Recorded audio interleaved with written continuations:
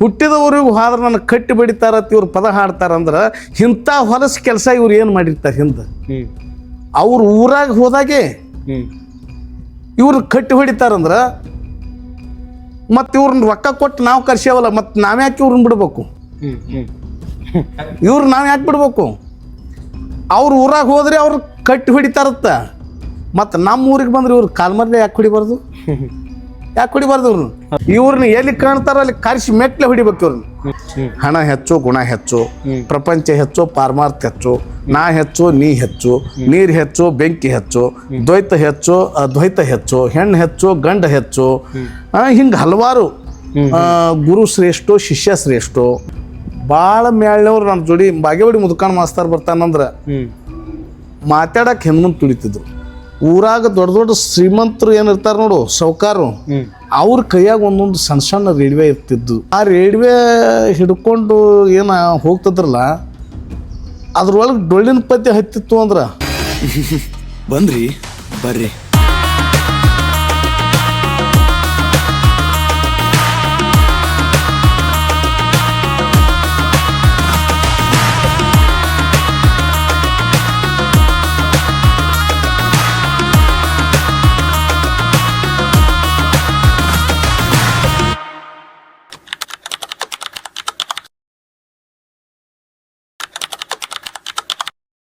ಅಪ್ಪಾಜಿ ನಮಸ್ತೆ. ನಮಸ್ಕಾರ. ತಮ್ಮ ಹೆಸರು ರೀ? ನನ್ನ ಹೆಸರು ಮುದುಕಣ್ಣ ಹೊರ್ತಿ ಅಂತೇಳಿ ಬಸವನ ಬಾಗೇವಾಡಿ. ಡೊಳ್ಳಿನ ಪದ ಅಂದ್ರೆ ಏನ್ರಿ? ಡೊಳ್ಳಿನ ಪದಗಳಂದ್ರೆ ಹಿಂದಿನಿಂದ ಹಿರಿಯರು ಮಾಡ್ಕೊಂಡು ಬಂದಿರತಕ್ಕಂಥ ಇದೊಂದು ಸಂಸ್ಕೃತ ಕಲೆ ಅಂದ್ರೆ ಜಾನಪದ ಕಲೆಯಲ್ಲಿ ಗಂಡು ಮೆಟ್ಟಿನ ಒಂದು ಜಾನಪದ ಕಲೆಯೊಳಗೆ ಒಂದು ಹೆಸರಾಂತ ಪ್ರಾಶಿ ಹಚ್ಚಿ ಪದ್ಯಗಳನ್ನು ಹಾಡುವಂಥ ಕಲೆ ಯಾವುದಾದ್ರೂ ಇದ್ರೆ ಡೊಳ್ಳಿನ ಪದ್ಯ. ಓಕೆ. ಸೊ ಡೊಳ್ಳಿನ ಪದ್ಯಗಳನ್ನು ಯಾವಾಗಿಂದ ಆಡ್ಕೊಂಡು ಬರಾಕತ್ತಾರ ಅಂತ ನಿಮಗೆ ಗೊತ್ತ್ರಿ? ಇತಿಹಾಸ ಏನು ಅದರದ್ದು? ಅಂದ್ರೆ ಇದು ಪೂರ್ವ ನಮ್ಗಿಂತಲೂ ಹಿರಿಯರು ಹಿಂದೆ ಹಂಗೆ ಮಾಡ್ಕೊತಾನೆ ಬಂದಿದ್ದಾರೆ. ನಮಗೆ ತಿಳುವಳಿಕೆಗೆ ನಾವು ಒಂದು 15-16 ವರ್ಷನವ್ರು ಇಲ್ಲಕ್ಕಾಗಿ ನಾವು ಅಲ್ಲೆಲ್ಲೇ ಹಿರಿಯರು ಹಾಡುವಂಥದನ್ನು ನೋಡ್ಕೋತಾನೆ ನಾವು ಕಲ್ತಿರ್ತಕ್ಕಂಥದ್ದು.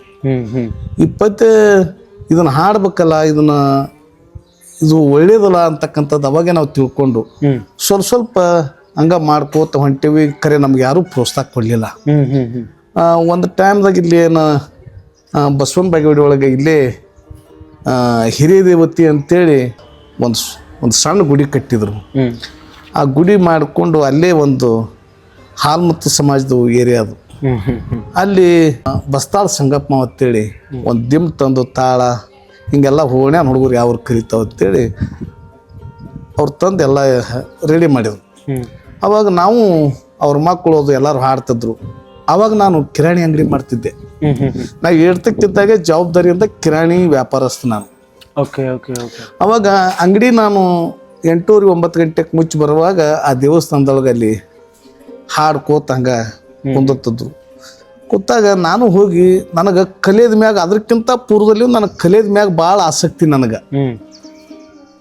ಅದಕ್ಕಿಂತ ಹಿಂದೆ ಹೋದ್ರೆ ಮತ್ತೆ ಅದು ಇತಿಹಾಸ ಬೇರೆ ಐತಿ. ನಾವು ಸಣ್ಣವ್ರು ಇಲ್ಲಕ್ಕಾಗೇನು ಪದ್ಯಗಳನ್ನು ಹಾಡೋದ್ರ ಕಡೆ ಭಾಳ ಒಲವು ನನಗೆ. ಅವಾಗ ಸಣ್ಣವ್ರಿದ್ದಾಗ ಯಾರ ಮನ್ಯಾಗೂ ಟೇಪ್ ಇದ್ದಿದ್ದಿಲ್ಲ, ಟಿವಿ ಅಂತೂ ಗೊತ್ತೇ ಇದ್ದಿದ್ದಿಲ್ಲ. ಊರಾಗ ದೊಡ್ಡ ದೊಡ್ಡ ಶ್ರೀಮಂತರು ಏನಿರ್ತಾರೆ ನೋಡು, ಸೌಕಾರು, ಅವ್ರ ಕೈಯಾಗ ಒಂದೊಂದು ಸಣ್ಣ ಸಣ್ಣ ರೇಡಿವೆ ಇರ್ತಿದ್ದು. ಆ ರೇಡಿವೆ ಹಿಡ್ಕೊಂಡು ಏನು ಹೋಗ್ತದ್ರಲ್ಲ, ಅದ್ರೊಳಗೆ ಡೊಳ್ಳಿನ ಪದ್ಯ ಹತ್ತಿತ್ತು ಅಂದ್ರೆ ಅವರು ನಡ್ಕೋತ ಹಂಗೆ ಮುಂದೆ ಹೋಗ್ತಿದ್ರು. ಅವ್ರು ಹಿಂದಿಂದ ಅದನ್ನ ಕೇಳ್ಕೊತ ಬೆನ್ನು ಹತ್ತಿದ್ದೆವು. ಕೇಳ್ಬೇಕನ್ನೋ ಕುತೂಹಲ. ಅದು ಕೇಳಕ್ಕೇನು ಸಿಗ್ತಿದ್ದೇ ಇಲ್ಲ, ಮನರಂಜನೆಗಾಗಿ ಏನೂ ಸಿಗ್ತಿದ್ದಿಲ್ಲ. ಅವ ಮುಂದೆ ಹಂಗೆ ತನ್ನ ಲೆಕ್ಕಾಚಾರದಾಗ ತಾನು ಹೋದ್ರೆ ಅವ್ನ ಹಿಂದಿಂದ ಆ ಪದ್ಯ ಕೇಳ್ಕೋತೇನೆ ನಾವು ಬೆನ್ನು ಹತ್ತವು. ಆ ಪದ್ಯ ಕೇಳಿದ್ರನ ಹಂಗೆ ಬಿಡ್ತಿದ್ದಿಲ್ಲ ಅದನ್ನ. ಮತ್ತೊಂದು ಟೈಮ್ಗೆ ಅಲ್ಲಿ ಕೇಳಿ ಬಂದೇವ್ರಿ ಇಲ್ಲಿ ಹಾಡ್ತಿದ್ದೀವಿ. ಅಲ್ಲಿ ಕೇಳಿದ್ದೀನಿ ಇಲ್ಲಿ ಹಾಡೋದ್ರಿ. ಹಂಗೆ ಶಾರ್ಪ್ ಮೈಂಡ್ ಅದು ಆ ಲೆಕ್ಕದಾಗ. ಅದನ್ನ ಅಷ್ಟು ಹಂಗೆ ಮಾಡ್ಕೋತ ಬಂದಾಗ ಮುಂದೆ ಇಲ್ಲಿ ಹಿರಿದೇವತೆ ಅಂತ ಏನು ಹೇಳಿದ್ನಲ್ಲ, ಅದು ಮುಂದೆ 4-5-6 ವರ್ಷಕ್ಕಿಂತ ಇಲ್ಲಿ ಅಂಗಡಿ ಇಟ್ಟಾಗ ಅಲ್ಲಿ ಒಂದು ದೇವಸ್ಥಾನದೊಳಗೆ ಹಿಂಗೆ ಕಾರ್ಯಕ್ರಮ ಮಾಡುವಂಥ ಸಂದರ್ಭದಾಗ ನಾವು ಹೋಗಿ ನಿಂದ್ರದು ಅದೊಂದು ನಮಗೆ ಯಾವತ್ತೂ ಅದೊಂದು ಇದು ಕಲಿಯೋದ ಮ್ಯಾಗ ನಮ್ದು ಭಾಳ ಅಪಾರವಾಗಿರ್ತಕ್ಕಂಥ ವಿಶ್ವಾಸ. ಹೋಗಿ ನಿಂದ್ರದು ಮಾಡೋದು ಮಾಡಕತ್ತೆ. ಅಲ್ಲಿ ಮಾಡಕತ್ತಾಗ ಒಮ್ಮೆ ಸಣ್ಣದೊಂದು ಕಾರ್ಯಕ್ರಮ ಬತ್ತು ಊರಾಗ. ಊರಿಗೆ ಕಾರ್ಯಕ್ರಮ ಬತ್ತು. ಆ ಹುಡುಗರು ಹಾಡಾಕತ್ತಿದ್ದು. ಅವ್ರಿಗೆ ಒಬ್ಬರು ಹಿರಿಯರು ಇವ್ರು ಒಳ್ಳೆ ಹಾಡುಗಳನ್ನ ಹಾಡ್ತಾರಲ್ಲ ತಿಳ್ಕೊಂಡು ಆಯೇರಿ ಮಾಡಿದರು. ಆ ಆಯೇರಿನ ಅವ್ರ ಹೆಸರು ಹೇಳಿ ತಗೊಳಕ್ಕೆ ಅವ್ರಿಗೆ ಆಗಲಿಲ್ಲ. ಅಂಥ ಸಂದರ್ಭದಾಗ ನಾ ಕೂತಾವ ಪಟ್ಟನ ಹೋಗಿ ಅದ್ರಾಗ ಏನೂ ಗೊತ್ತಿಲ್ಲದಂಗೆ ಇದ್ದೆ. ಕರೆ ಹೋಗಿ ಕಿಶಿಂದ ಏನು ಮಾಡಿದೆ, ಆಯೇರಿ ತೊಗೊಂಡು ಒಂದು ಸ್ವಲ್ಪ ಬಸವಣ್ಣವ್ರನ್ನ ಅವ್ರದ್ದು ಹೆಸರು ಹೇಳಿ ಕಿಶಿಂದ ಹಿಂಗೆ ತೊಗೊಂಡು ಆಯೇರಿ ತೊಗೊಂಡೆಲ್ಲ.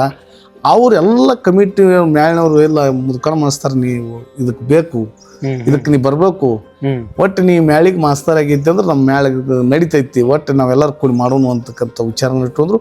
ನನಗೂ ಅವ್ರು ಕರೀದ ಅಷ್ಟೇ ಬೇಕಾಗಿತ್ತು. ಅವ್ರ ಜೋಡಿ ಕೂಡ್ಕೊಂಡೆ. ಕೂಡ್ಕೊಂಡಾಗ ಹಂಗೆ ನಾನು ದಿನನಿತ್ಯ 10 ಗಂಟೆಗೆ ಅಂಗಡಿ ಬಂದ್ ಮಾಡೋ, 8ಕ್ಕೆ 9ಕ್ಕೆ ಹಿಂಗೆ ಅವಾಗ ಯಾವಾಗ ಡೊಳ್ಳು ಆ ದೇವಸ್ಥಾನಕ್ಕೆ ಸ್ವಲ್ಪ ಡಿಫ್ರೆನ್ಸ್ ಇತ್ತು ಅಂಗಡಿ.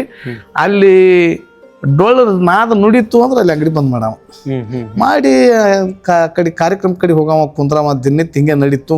ಒಳ್ಳೆ ಕಾರ್ಯಕ್ರಮ ಬೆಳಿಲಕ್ಕತ್ತು. ಅಲ್ಲಿ ಇಲ್ಲಿ ಕಾರ್ಯಕ್ರಮ ಹೋಗ್ಲಕ್ಕತ್ತಾಗ ನನಗಿಂತಲೂ ಹಿರಿಯ ಕಲಾವಿದ್ರ ಜೋಡಿ ಕಾರ್ಯಕ್ರಮ ನಡಿಲಕ್ಕತ್ತು.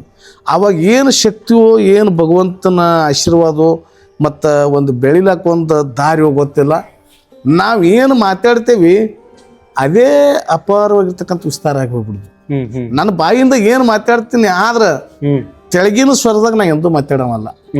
ಹಿಂದಕ್ಕೆ ಸರ್ದು ಮಾತಾಡೋ ಮಾತೇ ಇಲ್ಲ. ನಾ ಮಾತಾಡಕ್ ನಿಂತೀನಿ ಅಂದ್ರೆ ಯಾವುದೇ ಎದುರಾಳಿರ್ಲಿ ಮೊದಲು ನಮ್ದು ಏನಂದ್ರೆ ಡೇರಿಂಗ್. ಮೊದಲು ನಿಂದಿರ್ಬೇಕಾಗಿದ್ದು ಯಾವ ಸ್ಥಿತಿ ಒಳಗೆ ನಿಂದಿರ್ಬೇಕು, ಹೆಂಗೆ ನಿಂದಿರ್ಬೇಕು, ಹೆಂಗೆ ಮಾತಾಡ್ಬೇಕು. ವಿಷಯ ಅದು ಬಿಟ್ಟೋದು ಅದು ಸೆಕೆಂಡ. ಎಂಥ ಬೇಕಾದಂಥ ಕಲಾವಿದರು ಬಂದ್ರು ಅವನ ಮಾತಿಗೆ ಮಾತು ಕೊಟ್ಟು ಅಲ್ಲಿ ನಿಂದಿರ್ಸಿ ಅವನ್ನ ಎದುರಿಸ್ತೀನಿ ಅಂತಕ್ಕಂಥ ಶಕ್ತಿ ನಾ ನಿಂದ್ರುವಾಗ ಬರ್ತದಲ್ಲ, ನಿತ್ತ ಬಳಿಕ ಬರ್ತಿತ್ತು. ಆ ಮೈಕ್ ಮುಂದೆ ನಿಂತಾಗ ತನ್ನಿಂದ ತಾನೇ ಬರ್ತತ್ತದು. ನಾವೇನು ಎಲ್ಲಾನು ಕಲ್ಕೊಂಡು ಹೋಗಿ ಎಲ್ಲಾನು ಓದ್ಕೊಂಡು ಹೋಗಿ ತಿಳ್ಕೊಂಡು ಹೋಗಿ ನಿತ್ತಂತ ಮನುಷ್ಯನೂ ಅಲ್ಲ. ನಿರಾಳ ಮನುಷ್ಯ. ಯಾವುದೇ ಉತ್ತರ ಕರ್ನಾಟಕದೊಳಗ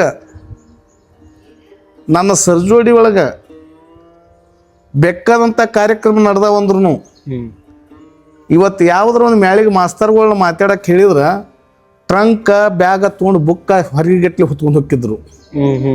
ಆದ್ರೆ ನಾ ಎಲ್ಲೇ ಮಾತಾಡಕ್ಕೆ ಹೋದ್ರು ಕಿಶೆದಾಗ ಒಂದು ಪೆನ್ನ, ಹೆಗಲ ಮ್ಯಾಗ ಒಂದು ಶಾಲ ಇಷ್ಟು ಹಾಕೊಂಡು ಹೋಗಿ ಅವ್ರ ಊರಿಗೆ ಇಳಿದ್ನಿ ಅಂದ್ರೆ ಭಾಳ ನನ್ನ ಜೊತೆ ಮಾತಾಡಿದವ್ರು ನಾವೆಲ್ಲ ಹೇಳಿದ್ರಿ ಸುಳ್ಳು ಅನಿಸ್ತದ. ಒಳಗ ಒಬ್ಬೊಬ್ರು ನಂದು ಏನು ನೋಡ್ಯಾರಲ್ಲ ಅವ್ರಿಗೆ ಗೊತ್ತಾಕದಿದು. ಯಾಕಂದ್ರೆ ನಾ ಡಂಬಿಕತ್ನು ಹೇಳ್ಬೋದು. ಈಗ ಮುತ್ಯಾನ ಗದ್ಗಿ ಮುಂದೆ ಕೂತ್ ಹೇಳಕತ್ತೀನಿ.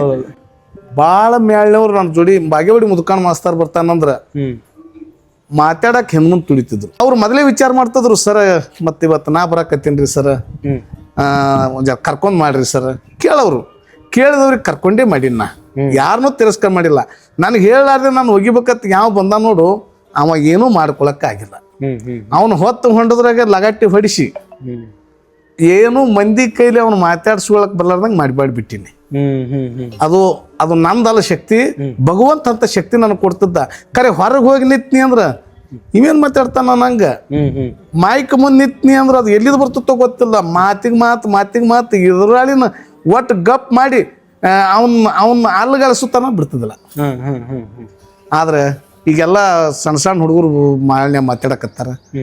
ನಾವು ಏನದ ಮತ್ತೆ ವಿಷಯನೂ ಚಂದ ನಡ್ದಾವ್. ಮೊದಲು ಹೆಂಗಿತ್ತಂದ್ರ ಬರೀ ನಾ ಹೆಚ್ಚು ನೀ ಹೆಚ್ಚು ನಮ್ಮ ಬಗ್ಗೆನೇ ನಾವು ಹಣ ಮಾಡ್ಕೊಳ್ಳೋದು. ಈಗಿಲ್ಲ, ಒಳ್ಳೆ ವಿಷಯಗಳದಾವ್.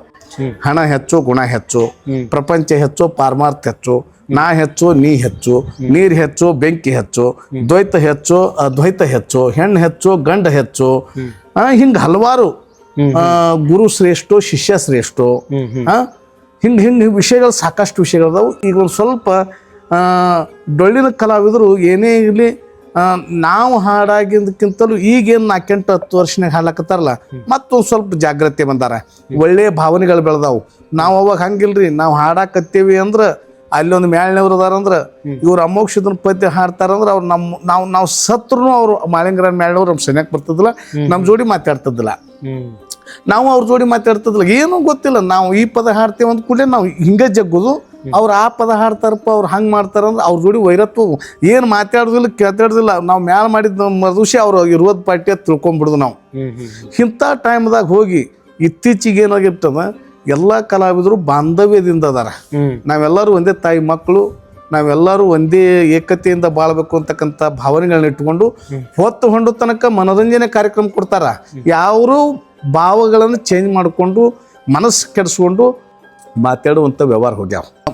ಒಳ್ಳೆ ಕಾರ್ಯಕ್ರಮ ಮಾಡ್ತಾರ, ಒಳ್ಳೆ ಕಾರ್ಯಕ್ರಮ ಮಾಡ್ತಾರೆ, ಬಾಂಧವ್ಯದಿಂದ ಮಾಡ್ತಾರೆ, ಒಳ್ಳೆ ವಿಷಯಗಳನ್ನ ಮಾತಾಡ್ತಾರೆ. ಮತ್ತು ಈಗ ಇತ್ತೀಚೆಗೆ ನಾವು ಹಾಡ್ಕೊತ ಬಂದೇವಿ. ನಾವು ಅಷ್ಟು ಒಳ್ಳೆಯವರು ಅಂತ ನಾನು ಇದಕ್ಕೆ ಒಂದು ಹೇಳಕ್ಕೆ ನನ್ನಲ್ಲಿನೂ ಆ ಶಕ್ತಿ ಇಲ್ಲ. ಯಾಕಂತ ಕೇಳು, ಮೊದಲು ನಾವು ಮಾಡ್ಕೊತ ಬಂದವ್ರಿ ಅದನ್ನ.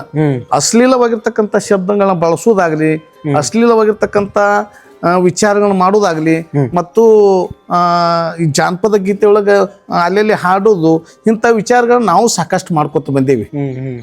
ಆದ್ರೆ ಅವಾಗ ನಮಗೆ ಕರೆದು ಯಾರು ಅಲ್ಲೋ ತಮ್ಮ ಇದು ನೀವು ಮಾಡಕತ್ತಿರಲ್ಲ, ಇದು ತಪ್ಪಪ್ಪ, ಇಂಥ ಕೆಲಸ ನೀವು ಮಾಡಬೇಡ್ರಿ ಅಂತೇಳಿ ನಮ್ಗೆ ಅವಾಗ ಹೆಚ್ಚು ಕಡಿಮೆ ಯಾರು ನಮ್ಗೆ ಭಾಳ ಏನೋ ಹೇಳಕ್ಕೆ ಬರಲಿಲ್ಲ ಜನ. ಅವರು ಸ್ವಲ್ಪ ಅದನ್ನೇ ಮಾಡ್ತಿದ್ರು. ನಾವು ಅವ್ರಕಿನ್ನ ಹೆಚ್ಚು ಮಾಡಿದ್ಗಳೇ ಇವು ಹುಡುಗರು ಭಾರಿ ಅದಾವತ್ತಿದ್ರು ನಮಗೆ. ಅಂದ್ರೆ ಹೋರಿದನಕ್ಕೆ ಮುಕ್ಳಿ ಮುಟ್ಟಿದ್ರೆ ಮತ್ತೆ 3 ಮಾರ್ ಮುಂದಕ್ಕೆ ಜಿಗಿತತ್ತ. ಹಂಗೆ ನಮ್ಗೆಲ್ಲರೂ ಹುರುಪಿಗೆ ಹಾಕೋರೇ ಇದ್ರು. ತಮ್ಮ ಇದು ನೀವು ಮಾಡಕತ್ತಿರಲ್ಲ, ಇದು ತಪ್ಪಪ್ಪ, ಇಂಥದ್ದು ಮಾಡಬೇಡ್ರಿ ಅಂತೇಳಿ ನಮ್ಗೆ ಯಾರು ತಿಳಿದು ಬುದ್ಧಿ ಹೇಳಲಿಲ್ಲ. ಅಂದರೆ ನಾವು ಅದು ಏನೋ ನಮ್ಮ ಬೆಳಿದ ಟೈಮ ಬೆಳೆದೇವಿ, ಅದು ಅಂತೂ ಸೆಕೆಂಡ್ ಮಾತ. ಆದ್ರೆ ನಾವು ವಿಚಾರ ಮಾಡ್ಲಿಕ್ಕಾಗಿ ಸ್ವಂತ ನನ್ನ ತಿಳುವಳಿಕೆ ಬಗ್ಗೆ ವಿಚಾರ ಬಂದದ್ದು. ಇನ್ನೊಬ್ರು ಕೇಳಿ ಯಾರನ್ನ ಮಾತಾಡುವಂಥ ಮನುಷ್ಯನೂ ಡೊಳ್ಳಿನ ಪದ್ಯ ಅಂತಕ್ಕಂಥದ್ದು ಒಳ್ಳೆ ಭಕ್ತಿ ಭಾವದಿಂದ ಹಾಡ್ತಿರ್ತಕ್ಕಂಥ ಪದ್ಯ. ಮತ್ತು ಇದು ಶಿವನ ಕೈಲಿರ್ತಕ್ಕಂಥ ಡಮರುಗ ಏನದಲ್ಲ, ಆ ಡಮರುಗನೇ ಇದು ಹಾಲು ಮತದವರಿಗೆ ಡೊಳ್ಳಾಗಿ ಬಂದದ್ದು. ಇಂಥ ಡೊಳ್ಳನ್ನ ನಾವು ಭಕ್ತಿಪೂರ್ವಕವಾಗಿ ಕಂಬಳಿ ಹಾಸಿ ಅದ್ರ ಮ್ಯಾಲಿಟ್ಟು ಭಂಡಾರ ಧರಿಸಿ ಭಕ್ತಿಯಿಂದ ದೇವ್ರ ಕರೆದು ನಾವು ಪದ್ಯಗಳನ್ನು ಒಳ್ಳೆ ಸಂಸ್ಕಾರದಿಂದ ಒಳ್ಳೆ ಪದ್ಯಗಳನ್ನ ಹಾಡ್ತೀವಿ. ಕೂತ ಜನ ಪ್ರೇಕ್ಷಕರು ನಮ್ಮನ್ನ ಏನು ತಿಳ್ಕೊಂಡಾರ, ಇವರು ಡೊಳ್ಳಿನ ಪದ್ಯಗಳನ್ನ ಹಾಡೋರು ಅಂದ್ರೆ ಇವ್ರು ಸಿದ್ಧರು ಅಂತ ಅವ್ರ ಭಾವನೆದೊಳಗೆ ತಿಳ್ಕೊಂಡಾರ. ಖರೆ ಇಂಥ ಭಾವನೆಗಳನ್ನ ಇಟ್ಕೊಂಡು ನಾವು ಒಳ್ಳೆ ಸಂಸ್ಕಾರ ಪದ್ಯಗಳನ್ನು ಹಾಡುವಂಥವ್ರು ಮಧ್ಯದೊಳಗೆ ಎದ್ದು ಈ ಅಶ್ಲೀಲವಾಗಿರ್ತಕ್ಕಂಥ ಜಾನಪದ ಬಳಸಿ ಏನು ಹಾಡ್ತಾರೆ ನೋಡು.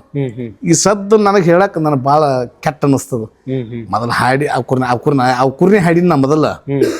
ಆದ್ರೆ ಈ ಸದ್ದು ಆ ಶಬ್ದಗಳನ್ನ ಹೇಳಕ್ಕೆ ನನಗೊಂದು ಸ್ವಲ್ಪ ಯಾಕೋ ಮುಜುಗರ ಅನ್ನಕತ್ತದ. ಭಾಳ ಕೆಟ್ಟ ಪದ್ಯಗಳನ್ನ ನಾವು ಗಣಮಕ್ಳು ಹಾಡುವಂಥ ಜಾನಪದಗಳು ಇರ್ತಾವೆ.